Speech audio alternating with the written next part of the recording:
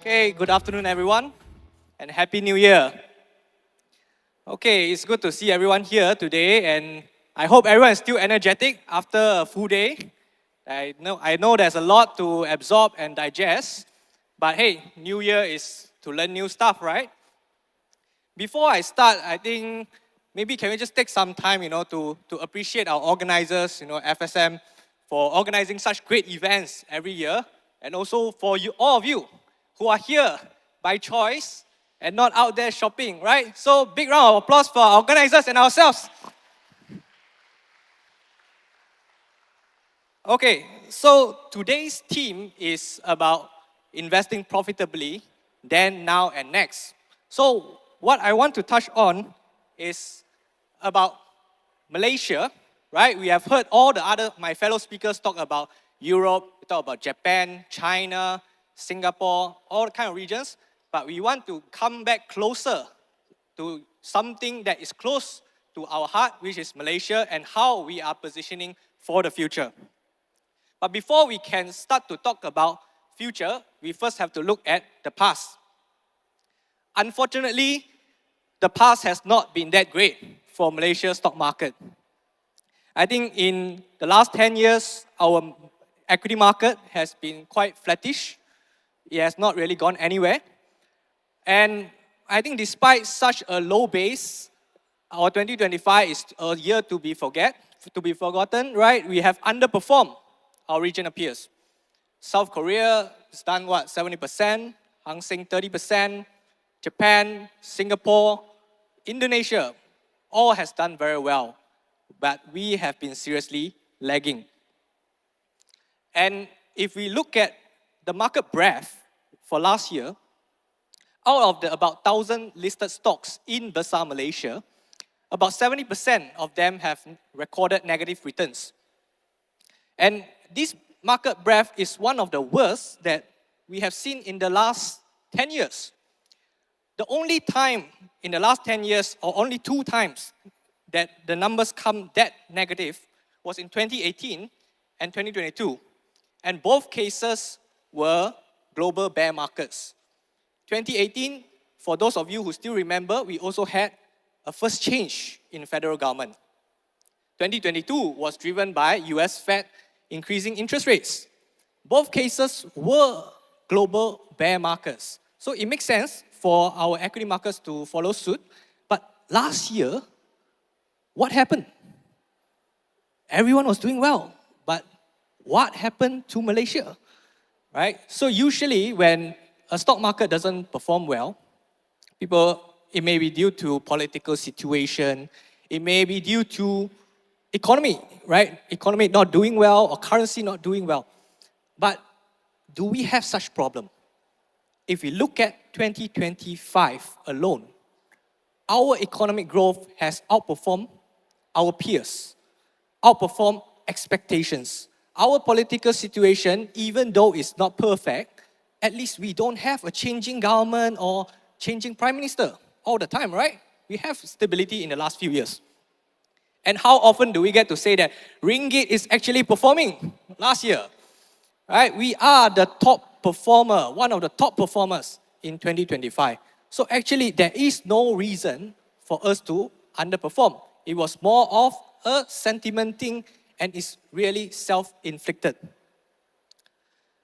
So where do we go from here now? Malaysia as a country or as an equity market?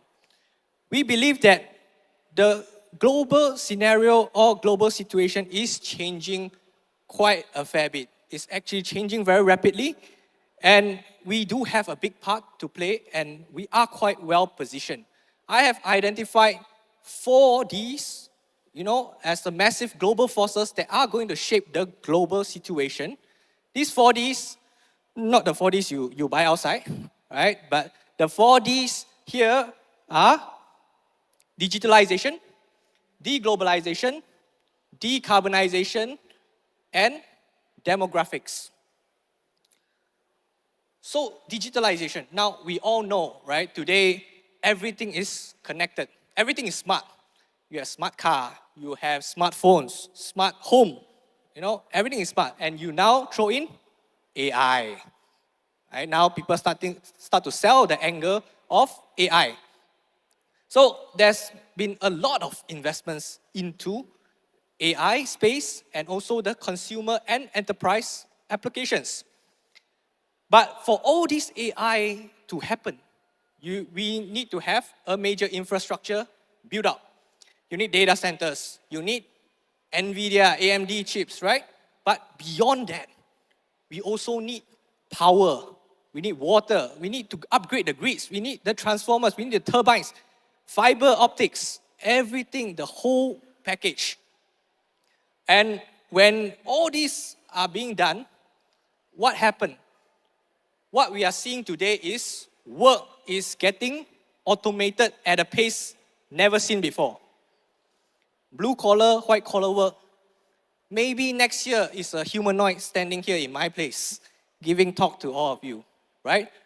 Computer programmers, everyone thought that they are the last to go.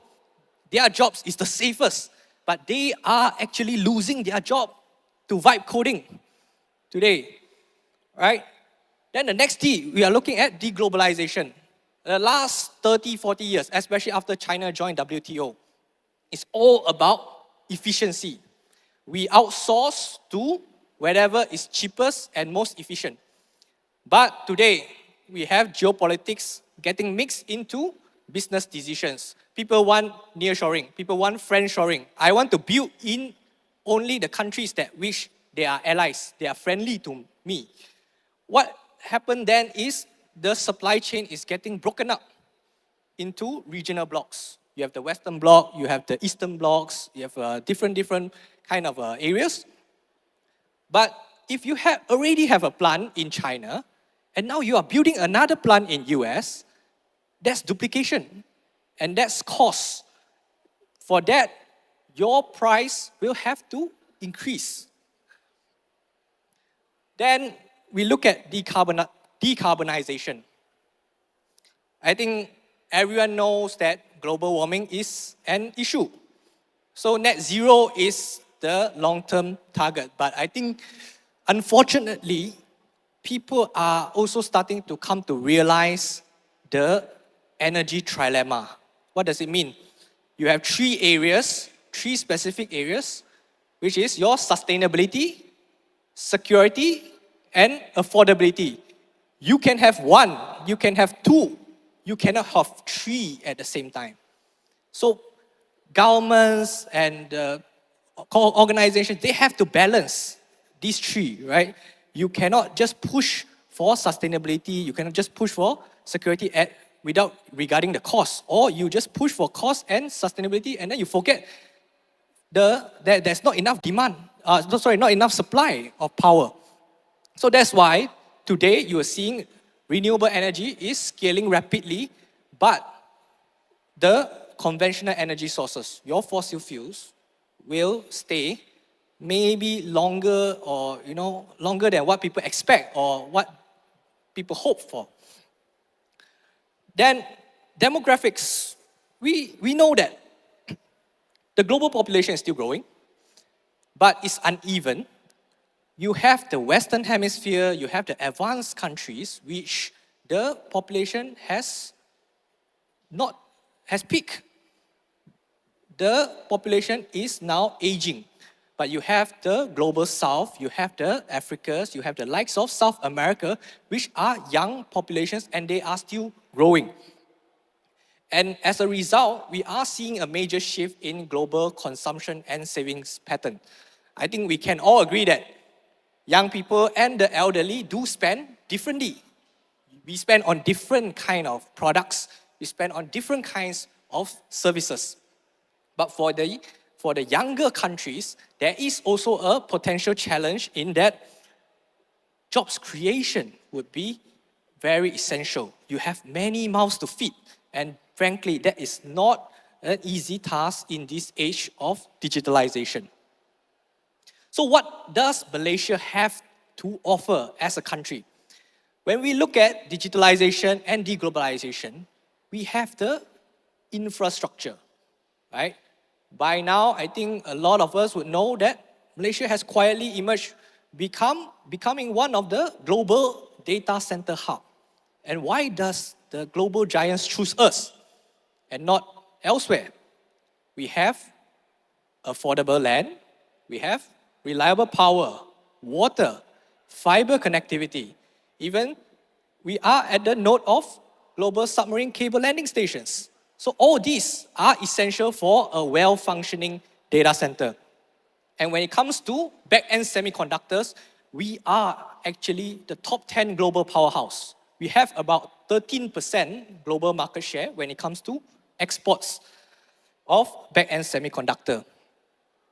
And for deglobalization, I think some of our speakers have mentioned, we are politically neutral. We don't play sides. We don't choose.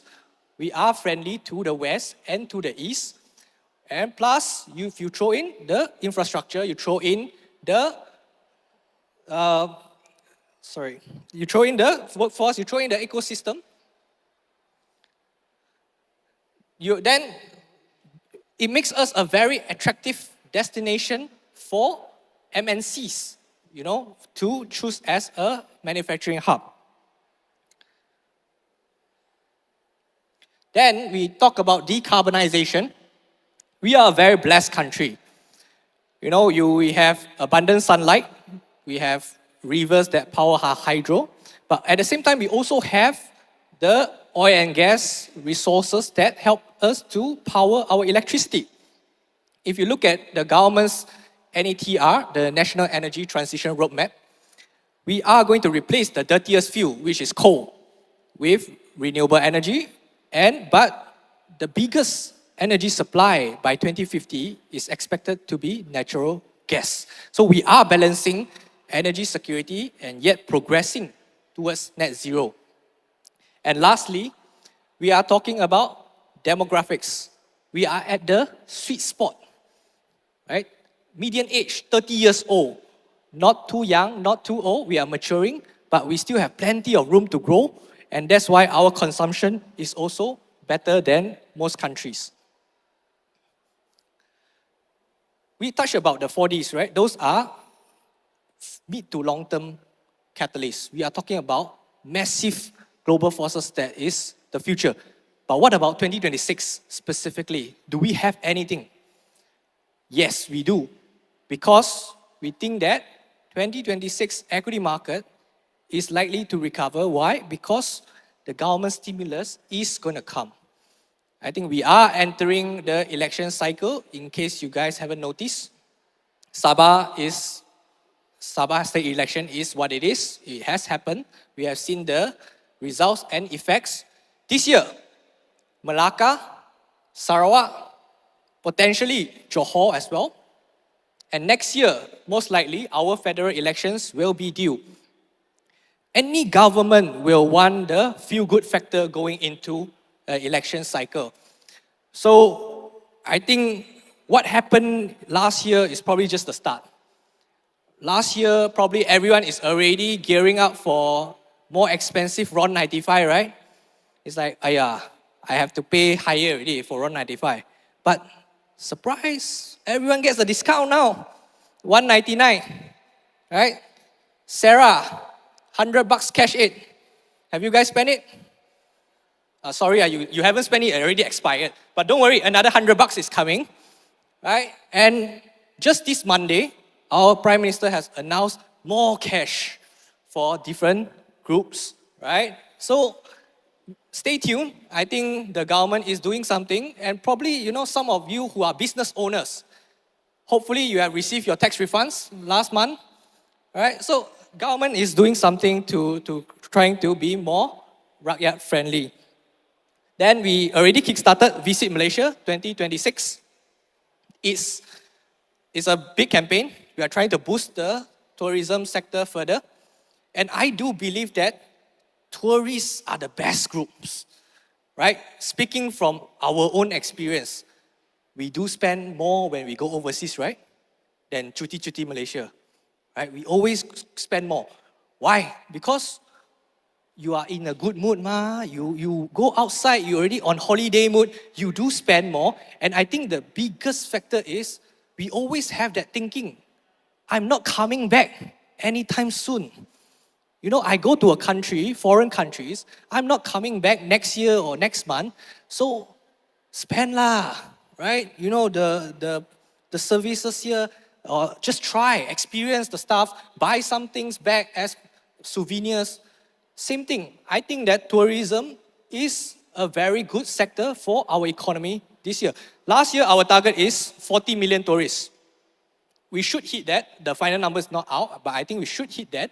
This year's target is 47 million tourists. It's an ambitious target, yes, but even if we don't hit that, we hit slightly below that, it's already a massive boost for our services sector and our economy.